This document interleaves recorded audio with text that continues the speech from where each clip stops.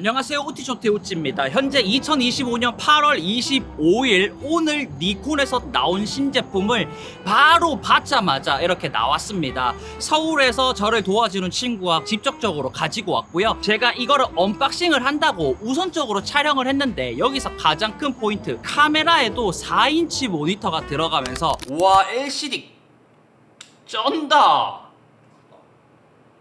와, 씨.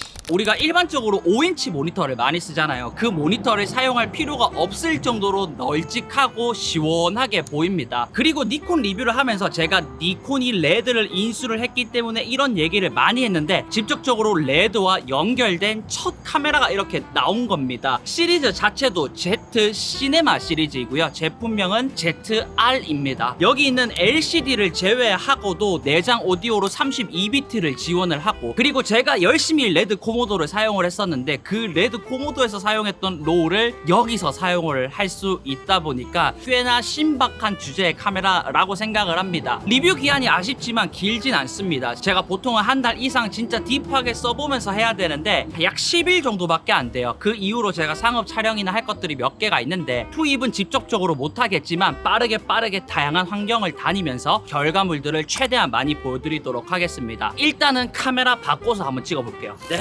변경을 했습니다. 마이크도 이번에 나온 MED10 마이크이고요. 니콘의 ZR에다가 6K N-RAW 6K 24프레임으로 저를 촬영을 하고 있습니다. 아까 제가 영상 세팅을 하면서 봤는데 물론 우리가 편집을 하는 결과물에서는 같겠지만 카메라 자체에서 이 LCD가 커졌다는 이유만으로도 우아를 연발을 하고 뭔가 찍는 재미가 조금 더 늘어나는 맛이 있는 것 같습니다. 얘는 진짜 외형과 스펙을 살펴봐야 될 카메라입니다. 먼저 보고 가겠습니다. 이번 니콘 첫 시네마 Z라인의 ZR을 한마디로 정리를 하자면 한 단계 더 높은 표현으로 눈으로 본 감동, 뒤로 들은 박진감을 그대로 컴팩트한 바디에 집약했다 입니다. 최초로 R3D NE라는 로우, 레드 컬러 스페이스를 채용한 12비트 로우와 기존의 니콘의 N-RAW 프로레즈 로우를 별도의 장치 없이 내장으로 녹화를 할 수 있고요. 최대 해상도는 6K 60프레임과 4K 120프레임입니다.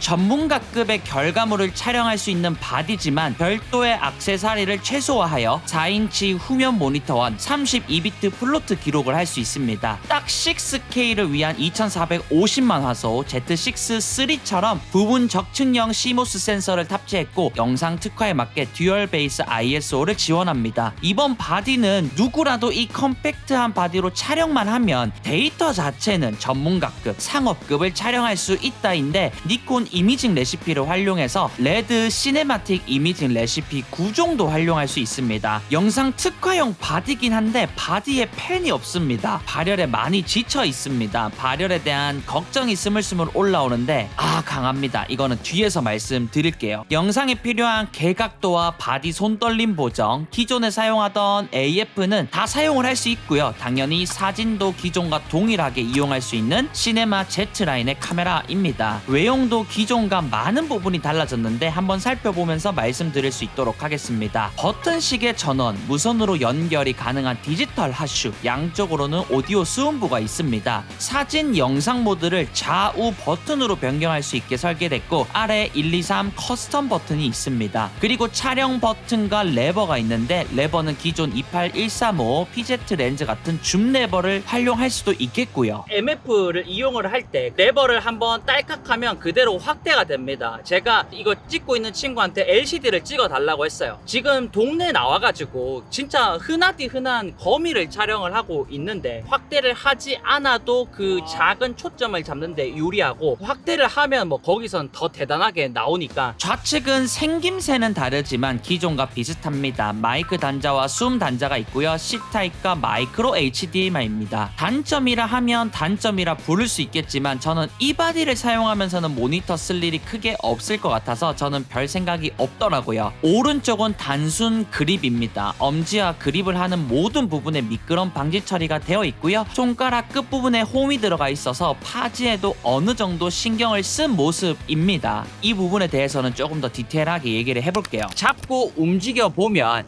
미끄럽거나 그런 느낌은 들지는 않습니다. 그리고 파지를 했을 때 조금 더 꽉 잡기 위해서 홈도 파져 있기는 합니다만, 우리가 이때까지 사용을 했던 니콘 Z 시리즈보다는 파지가 확실히 약한 것은 사실입니다. 원래 제가 그립감에 대한 부분을 얘기를 한다라고 하면 요거를 잡고 그대로 손을 놔버리는 경향이 있는데, 얘는 그렇게 하면 떨어지는 정도라고 보시면 됩니다. 그래서 제가 곰곰이 조금 생각을 해봤는데 생긴 모양이 전체적으로 직사각형에 가깝습니다. 우리가 기본적으로 가지고 있는 미러리스 같은 경우에는 직사각형에서 오른쪽 부분이 더 튀어나와 있는 부분이잖아요. 시네마 라인으로 나온 만큼 리그 셋업은 해야 될 것 같고, 직사각형일 때의 장점은 내가 원하는 대로 카메라 리그 셋업을 할 수 있다는 거에 특징이 있는데요. 일단 가볍게 아무것도 없는 상태에서 들고 다닐 때는 기존의 Z 시리즈보다는 불편한 건 확실하다. 그래도 홈이나 미끄럼 방지 처리 정도는 되어 있다라고 이해하시면 될 것 같습니다. 앞쪽으로는 영상 특화바디답게 렉 버튼이 하나 더 있고, 사진에서는 다른 커스텀 기능으로 활용할 수 있습니다. 셔터 버튼 앞뒤로 다이얼 휠이 있고요. LCD 쪽을 보면 조이스틱이 하나 있습니다. 메뉴 이동, 선택이 다 가능하고 메뉴와 재생 버튼이 있습니다. 기존 니콘 감성을 생각을 해보면 버튼이 많고 설정을 할 수 있는 게 많은, 마치 스틱 자동차처럼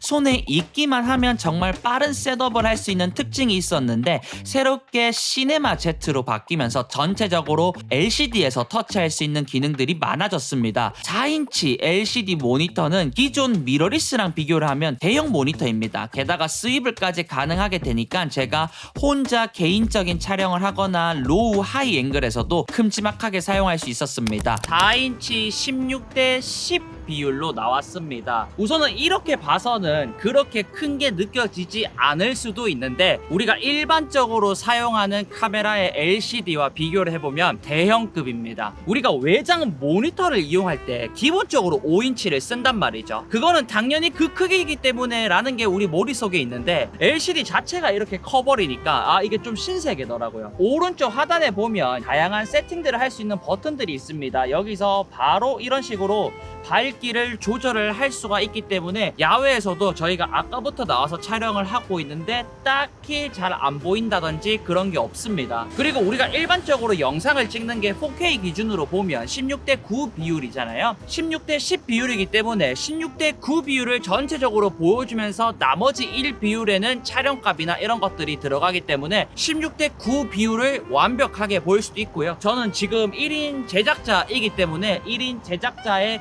기동성이 필요한 환경에서 뭐 영상 스펙이나 이런 것들 다 받쳐주니까 이 큰 모니터가 굉장히 매력으로 다가왔습니다. 니콘 ZR의 특이사항은 당연히 익스프레스 B 타입의 SD라고 생각을 했는데, 익스프레스 B 타입의 마이크로 SD 듀얼 슬롯이 들어갑니다. 여러모로 최초가 많습니다. 기능과 외형이 모두 새로워져서 여러분들도 꽤나 흥미롭게 바라보실 것 같은데, 제가 테스트한 환경들 보면서 리뷰 이어나가 보도록 할게요. Packed some bags and we headed west. Thought that it might be the best thing for us. I was thinking about me and all the things that you'd leave behind. Family and a peace of mind. And I got you. 여러분, 보통 신제품 출시하면 로우 파일을 잘 못 쓰거든요. 포토샵이나 라이트룸이 신제품 출시에 맞게끔 업데이트를 해줘야 되는데, 메인이 포토샵이기 때문에 그냥 JPG만을 가지고 보정을 했고요. 요 영상 한번 보시면 JPG 사진보다 이미지 퀄리티가 더 높은 것을 알 수 있습니다. 제가 보정할 때는 몰랐는데 생각해보니까 JPG는 8비트이고 제가 지금 찍고 있는 거는 R3D NE 12비트다 보니까 이거 그냥 그대로 스크린샷으로 써도 사진보다 더 좋은 퀄리티를 내는 영상이 여기 있습니다. 나란히 놓고 비교를 하니까 N로우, 프로레즈 로우, R3D 로우가 정말 대단하게 느껴지더라고요. 저는 프리미어 프로를 이용을 하고 있는데, N로우 같은 경우에는 다빈치 리졸브에서 사용이 가능하고 프리미어 프로에서는 읽히지가 않습니다. 반면에 프로레즈 로우 같은 경우에는 프리미어에서 읽히긴 하겠지만 파이널 컷에서 조금 더 좋은 호환성을 보여줍니다. 제가 예전에 사용을 했던 레드 코모도 같은 경우에는 프리미어 내에서도 화이트 밸런스나 ISO나 화이트 롤 오프라든지 이런 것들을 전체적으로 다 정할 수가 있는데요. 이번에 R3D NE 로우 같은 경우에는 베타 버전이긴 하지만 레드에서 제공하는 프로그램을 이용을 하면 기존에 제가 코모도를 이용을 했듯이 화이트 밸런스나 ISO까지 그냥 조금 과장을 하면 초점만 맞춰서 찍으면 됩니다. 나머지는 뒤에서 다 조절을 할 수 있을 정도로 보정의 폭이 굉장히 넓다고 보시면 되는데, 이건 아직 확실한 건 아니지만 니콘에서 넘어온 정보를 보면 이 카메라가 발매가 되고 제대로 준비가 될 때 우리가 기본적으로 사용을 하는 다빈치나 프리미어 프로에서도 지금 베타 버전의 프로그램을 사용할 수 있도록 준비를 한다라고 하니까, 사실 저는 다빈치 리졸브나 이런 것들 이용하는 것도 좋긴 한데 기본적으로 프리미어 안에서 해결을 하고 싶거든요. 그래서 니콘 바디를 쓰긴 쓰겠지만 엔로우를 잘 사용을 하지 않게 됐어요. 제가 다빈치만 사용을 한다라고 하면 또 좋겠지만, 근데 프리미어에서 호환이 된다라고 하면 이거는 기존 프리미어를 쓰시는 분들에게도 굉장히 매력 있는 작업이 될 거고요. 그 매력 있는 작업을 하기 위해서는 ZR이 꼭 필요할 거라고 생각이 듭니다. 굉장히 매력 있습니다. 이 지어 욕지어 가자. I said we ain't got a lot, we got love. We ain't got a lot, we got love.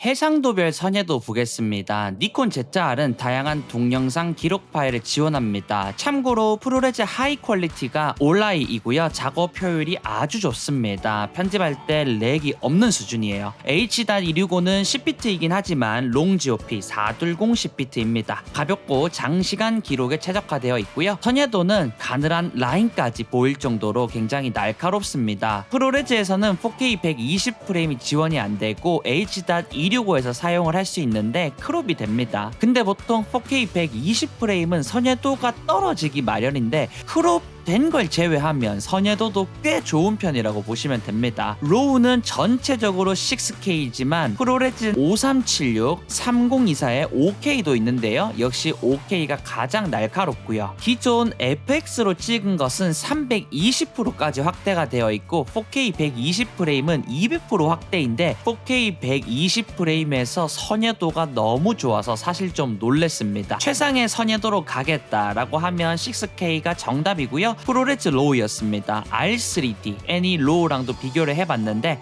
6K는 역시 못 따라갑니다. N 로우와 R3D 로우, 선예도 구간은 다 날카로우면서 색감적인 부분이 차이가 있는 것을 알 수 있습니다. ZR 진짜 매력있는 카메라인 것 같습니다. 일반적인 촬영엔 H.265 10비트, 작업이 딥하게 들어가야 된다면 프로레즈, 근데 프리미어에서 R3D 로우만 만질 수 있게 되면 전 20분에서 30분 이상 찍는 제 유튜브 멘트 촬영 말고는 거의 다 R3D 로우로 찍을 만큼 선예도, 색감 모든 부분에서 마음에 들었습니다. 어쩌면 컨슈머 라인 중 제대로 된 로우를 사용할 수 있는 카메라 중에서는 AF가 가장 좋지 않을까 싶습니다. 항상 사용했었던 시네마 카메라 코모도를 사용할 때는 AF를 지원을 하긴 하지만 거의 안 되는 수준으로 보는 게 맞았고 MF를 달고 살았습니다. 포커스 팔로우가 없으면 운용이 어려웠지만 ZR은 그런 AF 스트레스를 충분히 내려놓고 사용할 정도라고 이해해 주시면 될 것 같습니다. 고감도 촬영입니다. ISO 1600까지는 무난하게 들고 올라가고요. 참고로 위에 흰색 니콘은 250% 확대라고 보시면 됩니다. ISO 3200부터 노이즈가 좀 보이기 시작을 하는데 6400으로 올라가도 3200과 거의 비슷한 것을 알 수 있습니다. 듀얼 베이스 ISO가 있기 때문인데 뒤에서 보여드릴게요. 확실히 ISO 12800부터는 노이즈가 일기 시작을 하는데 단순 4K 촬영만을 위해서 만들어진 800만 화소 정도가 아니라면 현실적으로 이때부터는 확실히 올라온다라고 보시면 될 것 같습니다. ISO 25600은 그냥 한번 보시라고 촬영해봤고요. 이번 ZR은 ISO 6400에서 듀얼 베이스 ISO 하이를 지원합니다. 노이즈를 확실히 내기 위해서 실제로 야간에 촬영을 했고 5000과 6000에서 얼마 차이가 안 나는 게 아니라 5000은 확실히 끓고 있는데 6400부터는 비교적 안정적으로 촬영이 됩니다. 잘못하시는 분들이 가끔 있던데 상용 감도가 800, 하이가 6400이라 해서 800과 6400이 완전 똑같은 건 아닙니다. 6400에서 조금 더 많은데 ISO 4000과 5000으로 갈 바에는 6400으로 가는 게 낫습니다. 쿨링 팬이 없어서 이거 버티겠나 싶긴 했는데 결과적으로 발열은 매우 만족스러웠습니다. 우선 H.265 4K 24프레임, 자동 온도 안전 차단 하이, 화면 밝기는 3 상태에서 배터리를 완충 후 배터리 효율을 봤습니다. 전원 공급을 하지 않고 배터리 하나로도 꽤 길게 촬영이 가능하더라고요.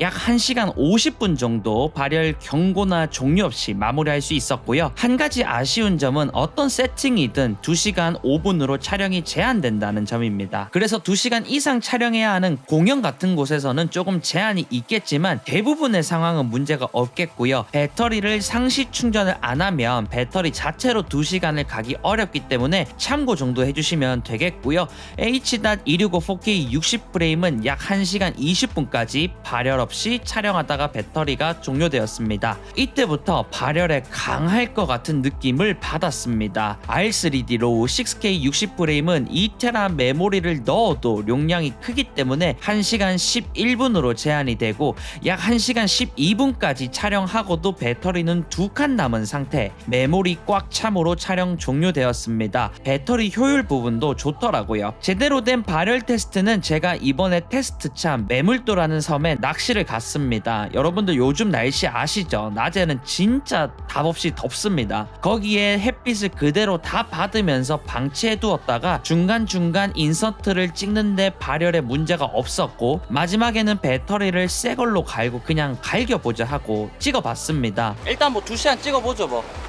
여러분 보기에는 별로 안 더워 보여도 미친 더위였습니다. 새벽이야 시원해도 특히 갯바위에서는 열기가 상당하거든요. 큰 물고기가 들어와서 카메라를 켜둔 것도 까먹은 채 줄이 3번이나 터져버렸습니다. 낚싯대와 줄을 다 갈고 제대로 한탕 싸움이 30분이 되던 그때 시작됩니다. 이때까지 촬영에 문제가 없었던 걸로 보입니다. Say, woman, you know it is what it is. That I'm marching in, and I can't be tied down. I got a select to look around, and I'm a man who. 오, 찍히고 있구나. 아, 몇 분째지? 그래도 지금 매우 더운데 발열에 꽤 강해 보입니다. 35분 햇빛 받으면서 뭐 경고나 이런 거 아직 안 떴고요. 물고기를 잡고 정리를 다 하고 끌 때 보니까 45분 동안 촬영을 했고 발열 경고 종료 없더라고요. 더 찍고 싶었는데 이때 힘을 너무 많이 써서 그대로 육지로 나갈 때까지 쓰러져서 4시간을 쉬었습니다. 이 정도면 발열에서는 진짜 강한 편이라고 말씀드리고 싶고요. 또 모델 테스트 촬영하는 날 갑자기 비가 엄청 왔습니다. 실내보다는 야외로 생각하고 온 로케라 몰라 하고 그대로 찍었습니다. 전체적으로 약 50분에서 1시간 정도 비를 맞으면서 촬영을 했고요. 모델 머리나 바닥이나 물에 빗물 치는 게 보이실 거예요. 다 촬영하고 사무실에 와서도 문제가 없었습니다. 요즘에 핫한 키워드인 발열과 방진방적도 무난하게 패스한 ZR이었습니다. 아, 이거 셀피로 하니까 타이머가 걸리네. 우리가 신제품을 너무나도 많이 봤습니다. 다른 브랜드에서도 마찬가지예요. 뭔가 조금 더 컴팩트해지고 배터리가 조금 더 길어지고 이런 기능들은 신제품으로 나오면 물론 좋겠죠. 그렇게 와닿진 않습니다. 뭔가 다름을 보여줘야지만 우리도 관심을 갖게 되는데 안 사도 상관없고 니콘에 관심이 없는 분들이라도 일단 레드 로우를 찍을 수 있다는 것만으로도 관심을 가지게 되니까 효자 출시라는 느낌이 듭니다. 와, 스펙 보고 이 제품을 받는 데까지 너무나도 기대했었는데 실망시키지 않는군요. 가자 니콘.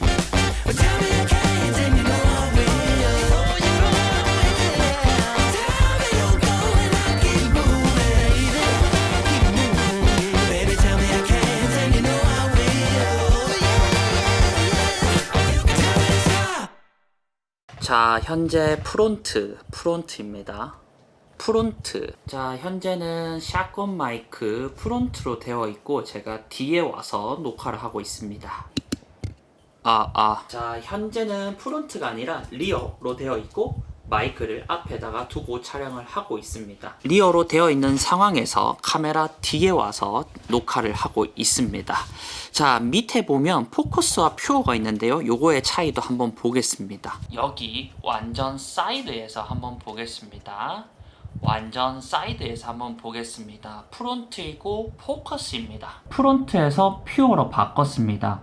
이 설정을 바꿈에 따라서 이 LED 불이 앞으로 뒤로 왔다 갔다 하는 것을 알 수 있습니다. 앞으로 브이로깅식으로 촬영할 때는 문제가 없겠지만 내가 다른 것을 촬영을 하고 있을 때도 오디오가 샷건 마이크를 끼게 되면은 내 목소리가 조금 묵묵해지는 경우가 있을 수는 있겠지만 그 자리에서 딸깍 하나로 바꿀 수 있기 때문에 현장음이나 내 목소리나 이런 것들도 빠르게 대응을 할 수 있는 오디오라고 보시면 될 것 같습니다. 아까 32비트 플루트 녹음이랑 똑같은 셋업인데 피크를 치니까 마이크 안에 이 불빛이 굉장히 빨간색으로 빠바바바바박 조심해라 라는 것을 알려줍니다. 아까 32비트 플루트 녹음이랑 똑같은 셋업인데 피크를 치니까 마이크 안에 이 불빛이 굉장히 빨간색으로 빠바바바바박 조심해라 라는 것을 알려줍니다. 똑같은 셋업이지만 32비트 같은 경우에는 마이크에서 LED가 특이사항이 없습니다. 이것은 문제없다. 아직까지 잘 담고 있으니까 그대로 계속 찍어도 된다. 나는 32비트다. 라고 얘기하는 것 같습니다. 마이크에서 LED가 특이사항이 없습니다. 이것은 문제없다. 아직까지 잘 담고 있으니까 그대로 계속 찍어도 된다. 나는 32비트다. 라고 얘기하는 것 같습니다. DR입니다. 기존 테스트처럼 플러스 4스타까지 촬영을 하고 럿을 넣으면 단계별로 밝아지는데 루미트리 범위를 보면 클리핑이 딱히 보이진 않습니다. 플러스 4스탑에서 미세하게 보이는데 복원을 해보면 딱히 이질감 없이 다 살아 돌아오는 것을 알 수 있습니다. 다시 마이너스 4스탑까지 촬영을 하고 럿을 넣고요. 복원을 해보면 이렇게 나옵니다. 역시 로그 촬영에서는 하이라이트 부분이 노이즈나 복원 부분이 더 원활한데요. 마이너스 2스탑까지는 무난하게 가다가 마이너스 3스탑부터 컬러 노이즈가 일기 시작을 하면서 마이너스 4스탑은 좀 어렵습니다. 이건 여느 플래그십 카메라 DR 수준이라고 보시면 되는데 딱히 특이사항이 없습니다. ZR도 충분한 DR을 가진다 라고 보시면 되겠고요. 일부러 ISO를 만으로 촬영을 하고 플러스 4스탑으로 R3D 로우로 촬영을 했습니다. 이거는 베타 프로그램에서 ISO를 낮추면 되니까 아까 말했던 셔터 속도의 모션 블루 표현과 초점만 잘 맞으면 웬만한 건 문제가 없다 수준으로 이해하시면 되겠습니다. 폭이 굉장히 넓은 거죠. 저는 개인적으로 사진, 로우 촬영으로 스스로 보정을 하는 게 좀 더 재미나긴 하지만 입문자 분들도 니콘 이미징 레시피만 있다면 니콘 바디에서 멋진 색감으로 크리에이티브한 결과물을 얻을 수 있을 거라 생각합니다. 니콘 이미징 레시피를 활용해서 레드 워크플로우를 손쉽게 만질 수 있는 것도 보여드리고 싶었는데 샘플 바디이고 출시 전이라 아직 사용을 해보지 못했습니다. 그렇지만 출시를 하면 이 모든 기능을 다 활용을 할 수 있으니까 기대하셔도 좋을 것 같습니다. 신제품 이슈로 로우 보정이 어려운 만큼 원본 사진을 좀 가져와 봤는데 이미지 퀄리티가 상당합니다. 사실 이것보다 N로우, R3D로 프로레즈 로우가 더 뛰어나다는 게 팩트이지만 출시를 하고 로우 활용이 가능하면 사진 영역에서도 높은 수준의 사진을 4인치 LCD 모니터로 활용할 수 있을 거라고 예상이 됩니다. 이거 잠깐만 모풍으로 바꿔줄. 하이 빅스비. 아니다. 어차피 오디오 좋으니까 그냥 갈게. 네, 여러분, 이렇게 해서 길진 않지만 니콘 ZR에 대한 리뷰를 마쳤습니다. 제가 사용을 해보다 보니까 딱 한마디 정도를 드리고 싶더라고요. 우리가 다른 바디를 사용을 하면서 로우 촬영이라는 건 이제 익숙하긴 합니다만 로우 촬영을 한다고 하더라도 저희가 편집 프로그램에서 만질 수 있는 게 그렇게 많지 않았습니다. 정확한 표현은 아니지만 저는 이때까지 나온 카메라들은 보통 반쪽 로우이다 라고 표현을 했습니다. 프리미어 파트너 사용자 기준입니다. 근데 이 니콘 ZR이 N로우, R3D 로우, 프로레즈로 모든 것을 포함을 해가지고 이제 12비트 로우의 시작을 알리는 카메라가 아닐까 싶습니다. 더 높은 비트 뎁스의 촬영을 이미 할 수 있었지만 코모도 같은 경우에도 그렇습니다. 근데 바디 가격만 1000만 원이 넘고요. 제가 영상을 만든 적이 있는데 부가적인 액세서리까지 하는데 2천만 원 넘게 들었습니다. 근데 이 작은 바디에 추가적인 액세서리를 최소화하면서 12비트를 손쉽게 만들 수 있다라는 것은 현재 시점에서 가장 새로운 바디라고 생각이 듭니다. 아쉬운 부분은 한 가지가 있었습니다. 제가 얼마 전에 니콘 나머지들은 다 좋은데 이 부분만 좀 고쳐졌으면 좋겠다 라고 해서 영상을 만든 게 있습니다. 시네마 Z 라인이기 때문에 내심 기대했던 거는 영상에서 듀얼 녹화를 할 수 있지 않을까였는데 우선은 익스프레스 B 타입과 마이크로 SD이기 때문에 둘 다 로우 촬영은 안 되는 거는 팩트입니다. 지금 같은 H.265 같은 거는 동시 촬영이 될 줄 알았는데 아직까지 되지는 않더라고요. 요런 부분들은 분명히 펌업이나 이런 걸로 해결이 될 것 같은데 현기점에서는 그게 안 된다라는 것이 저는 개인적으로 아쉬운 부분이었습니다. 제품을 받고 반납하기까지 채 5일, 6일밖에 시간이 되지 않았기 때문에 그 안에서 거의 하루 이틀 빼고는 다 나가서 촬영하고 나머지는 밤새서 편집을 해서 만드는 결과물이니까 조금 부족해도 봐주시면 좋을 것 같고요. 영상 봐주셔서 감사합니다. 이상 우티쇼트의 우찌였고요. 오늘도 영상 봐주셔서 감사하고요. 하루 마무리 잘 하시고 잘 주무시고 잘 일어나셔서 그날도 행복한 하루 되시기를 응원하겠습니다. 그러면 안녕히 계십시오. I feel the liquor holding on to my breath. 끝으로 한 1년 전쯤에 제가 결혼을 하면서 니콘에서 아주 귀여운 화분을 보내줬습니다. 아까 32비트 테스트 화면에서 의도한 건 아니지만 그 화분이 딱 보이더라고요. 니콘 덕분에 프랑스 태교 여행에서도 ZA가 2813으로 저의 추억을 많이 남겼고요. 동시에 쿨픽스와 ZF도 야무지게 사용하고 있습니다. 카메라라는 게 별거 아닌 것 같지만 지나와서 그 사진들을 돌이켜보면 행복하기도 하고 먹먹해지는 순간들이 있습니다. 태어난 지 2주밖에 안 됐지만 저의 애기 사진도 니콘과 가족 사진도 니콘과 함께할 예정입니다.